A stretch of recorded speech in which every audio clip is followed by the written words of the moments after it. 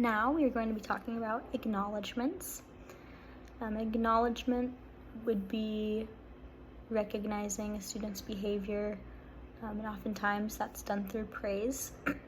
So some key strategies include that when you do provide praise, it should be done soon after the behavior so that the student can connect the behavior to the praise.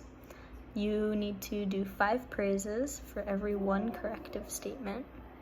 So if you correct 1 time, you need to say 5 praises. So you need to know your students in the classroom because each student is different and receives praise differently and acknowledgement differently. So you need to remember your students' characteristics when you're delivering behavior-specific praise.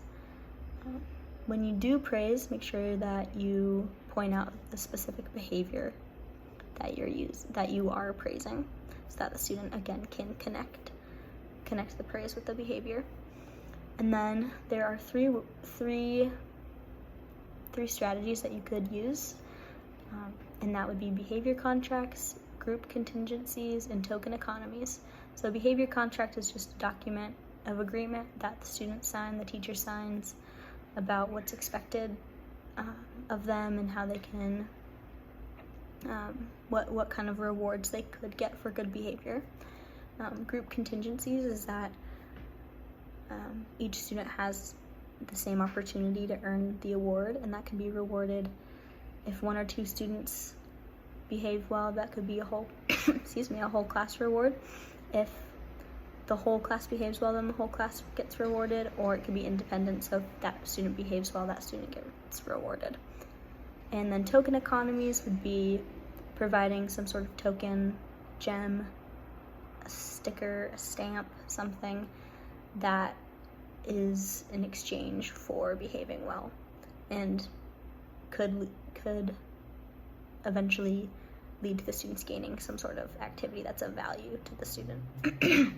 So some examples in the elementary classroom include praising students for staying quiet during transition periods, praising a student for raising her hand, or whispering to a student, "Thank you for coming into the room quietly."